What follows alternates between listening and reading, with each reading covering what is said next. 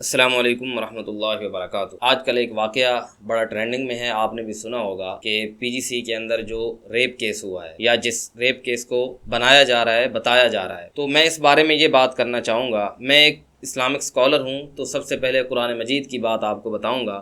سورۃ الحجرات کے اندر اللہ تبارک و تعالیٰ فرماتے ہیں یا ایھا الذین آمنوا ان جاءکم فاسق بنبأ فتبینوا۔ اللہ تبارک و تعالیٰ کہتے ہیں کہ اگر کوئی گنہگار تمہارے پاس، کوئی فاسق تمہارے پاس کوئی خبر لے کے آئے تو فتبینوا، اس کی تحقیق کیا کرو۔ یعنی کوئی بھی خبر تمہارے پاس آئے تو اس کو آگے بیان نہ کر دو یا اس پہ ایکشن لینا شروع نہ کر دو، بلکہ اس کی تحقیق کیا کرو۔ اس آیت کے شان نزول کے بارے میں اور بیک گراؤنڈ کے بارے میں نہیں جاؤں گا، کیونکہ میرا وہ سبجیکٹ نہیں ہے، موضوع نہیں ہے آج میں آپ کو یہ کہوں گا، یہ جو جتنا واقعہ ہوا ہے یا جتنا نقصان ہمارے ملک کا اور کسی انسان کی پرائیویٹ پراپرٹی کا ہو چکا ہے، کیا کسی نے اس کی تحقیق کرنے کی کوشش کی ہے؟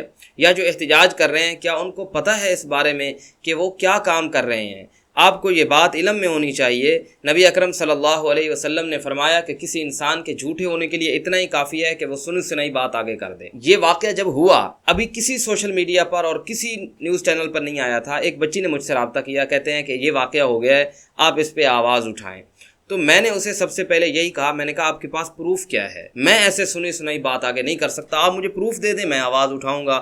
انہوں نے مجھے کچھ وائس نوٹس بھیجے جو پرنسپلز کے تھے اور ان کے، میں نے کہا اس میں کوئی پروف نہیں ہے، اس میں ڈسکشن ہو رہی ہے، ایک بندہ کہہ رہا ہے کہ ہوا ہے، دوسرا کہہ رہا ہے نہیں ہوا، تو میں کیسے مان لوں کسی ایک کی بات کہ ہو گیا ہے؟ اب ہماری قوم کا مسئلہ کیا ہے؟ آپ دو خبریں ان کے سامنے رکھیں، ایک ان کو کہیں کہ یہ ایک نیگیٹو خبر ہے اور یہ ایک پازیٹیو خبر ہے، اور یہ دونوں آپس میں مد مقابل میں کھڑی ہیں، آپ نے کسی ایک کو چوز کرنا ہے، یہ ہمیشہ نیگیٹو خبر کو ہی چوز کریں گے۔ اب دو ان کے پاس آپشن تھے، یا یہ بات مان لیں ان اسٹوڈنٹس کی کہ ریپ ہوا ہے، یا بات مان لیں گورنمنٹ کی جو کہہ رہے ہیں کہ ریپ نہیں ہوا۔ تو ہماری قوم نے یہ فیصلہ کیا کہ ہم نیگیٹو خبر کو مانیں گے، ہم اس بات کو مانیں گے کہ ریپ ہوا ہے وہاں۔ اچھا ایک بات پتہ ہے آپ کو، میں کسی کا حامی نہیں ہوں، کسی کا مخالف نہیں ہوں، میرے لیے دونوں قابل احترام ہیں، لیکن میرے ذہن میں شروع دن سے چند باتیں ہیں جو میں آپ کے سامنے بھی عرض کرنا چاہتا ہوں۔ شاید آپ کو یہ بات سمجھ میں آئے، شاید آپ کو بھی یہ کنفیوژن لگی ہو یا نہ لگی ہو، تو شاید ابھی آپ کا ذہن اس کو ماننے لگے۔ جب سے بات ہو رہی ہے، بہت زیادہ انٹرویوز آئے، بہت زیادہ باتیں آئیں، چینلز والوں نے اور کچھ لوگوں نے جا کے بچوں کا انٹرویو کیا۔ آپ نے بھی سنا ہوگا، اسی کیمپس کے بچے ہیں، انہی کلاسز میں سے ہیں، اسی کالج کے ہیں، لیکن کوئی ایک بھی بچی کا نام نہیں لیتا۔ جب کہہ رہے ہیں کہ وہ کہہ رہے ہیں کسی بچی کے ساتھ ایسا نہیں ہوا، تو کوئی بچہ اٹھ کے کہہ دے کہ فلاں بچی ہے، فلاں سوسائٹی میں اس کا گھر ہے، فلاں جگہ پہ اس کا گھر ہے، یہ اس کے والد کا نام ہے، یہ میری دوست ہے، اس کے ساتھ ایسا ایسا ہوا ہے، آپ جا کے پتہ کر لیں، بات ختم ہو جائے گی۔ لیکن کوئی بھی بچہ جو اس کے اپنے کلاس فیلوز ہیں وہ بھی کوئی نام نہیں لے رہا۔ کبھی کوئی کہتا ہے کہ بریک ٹائم ہوا ہے، کبھی کوئی کہتا ہے مارننگ ٹائم ہوا ہے، کبھی کوئی کہتا ہے چھٹی ٹائم ہوا ہے، کبھی کوئی کہتا ہے جمعے والے دن ہوا ہے، کوئی کہتا ہے ہفتے والے دن ہوا ہے، کوئی کہتا ہے جمعرات۔ مجھے اس چیز سے کنفیوژن ہے کہ وہاں موجود بچوں کو بھی نہیں پتا کہ ہوا کیا ہے۔ اب دوسری بات یہ ہے کہ مان لیا بالفرض کہ یہ کام ہو گیا ہے، اب گورنمنٹ کا کام یہ بنتا ہے کہ وہ اس پہ تحقیق کرے، ذمہ داروں کو پکڑے۔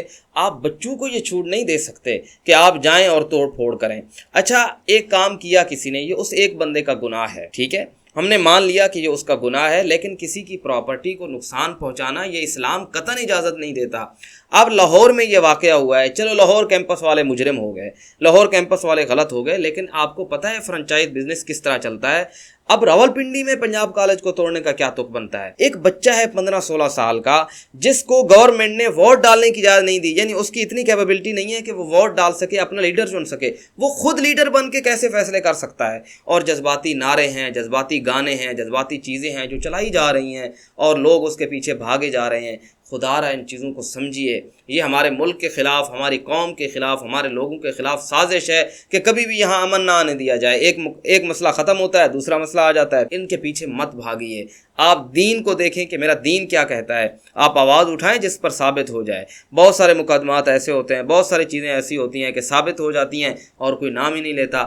آپ اس پر تو بات کر رہے ہیں، لیکن جتنے بھی زنا بالرضا ہو رہے ہیں یونیورسٹیز کے اندر اور لوگوں میں، اور جتنی غلط چیزیں ہو رہی ہیں، غلط اڈے بنے ہوئے ہیں، آپ ان کے خلاف آواز کیوں نہیں اٹھاتے؟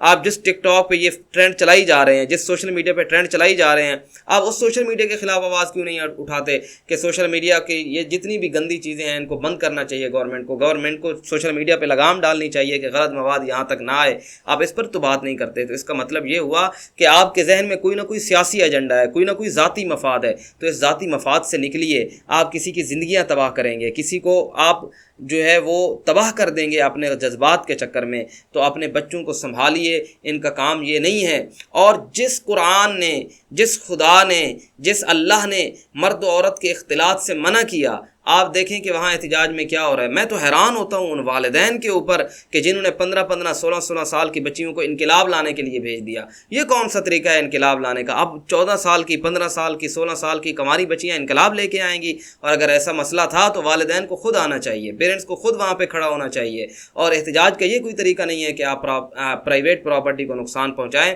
اگر ایسا مسئلہ ہے تو والدین آئیں، پرامن احتجاج کریں، اس پر حکومت ایکشن لے، اور حکومت کو چاہیے کہ اگر ایسا معاملہ ہوا ہے تو اس پر زبردست قسم کا ایکشن لینا چاہیے، جو اس میں ملوث ہے اس کو سر عام لٹکانا چاہیے۔ لیکن یہ کوئی طریقہ کار نہیں ہے، اس سے قومیں تباہ ہوتی ہیں، قومیں بنتی نہیں ہیں۔